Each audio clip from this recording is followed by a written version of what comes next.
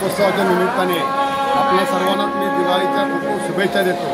त्या दीपोत्सवाचा अगदी कौतुक करावं तेवढं कमी आहे, पण त्याचबरोबर त्याचं एक औचित्य साधून ग्रामपंचायतीने एक नाविन्यपूर्ण उपक्रम या ठिकाणी घेतला आहे। पर्यावरण वाचवण्यासाठी त्यांनी लहान मुलांकडून आणखी काही शालेय विद्यार्थ्यांकडून रांगोळी स्पर्धा इथे या ठिकाणी आयोजित केली।